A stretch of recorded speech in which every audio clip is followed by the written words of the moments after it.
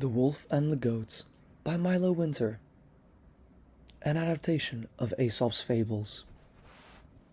A hungry wolf spied on a goat browsing at the top of a steep cliff where he could not possibly get at her. "That is a very dangerous place for you," he called out, pretending to be very anxious about the goat's safety. "What if you should fall? Please listen to me and come down.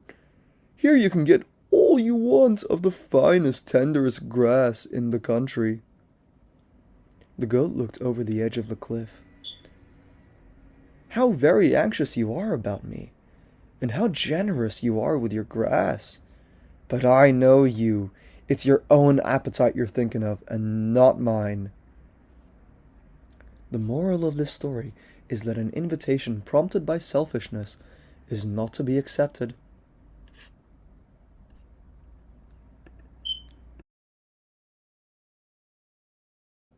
The Wolf and the Lamb by Milo Winter, an adaptation of Aesop's Fables.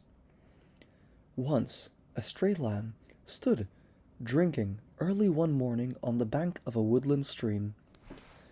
That very same morning a hungry wolf came by farther up the stream, hunting for something to eat.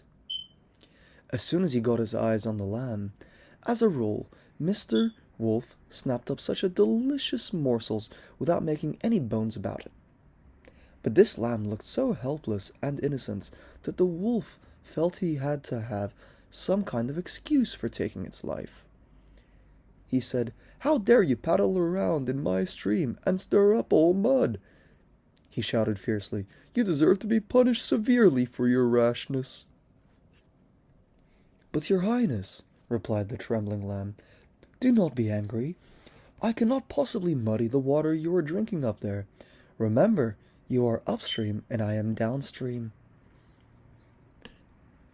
"You do muddy it," retorted the wolf savagely. "And besides, I've heard that you've told lies about me last year." "How could I have done so?" pleaded the lamb. "I wasn't born until this year." "If it wasn't you, it was your brother." "I have no brothers." "Well then," snarled the wolf, "it was someone in your family anyways. But no matter who it was, I do not intend to be talked out of my breakfast."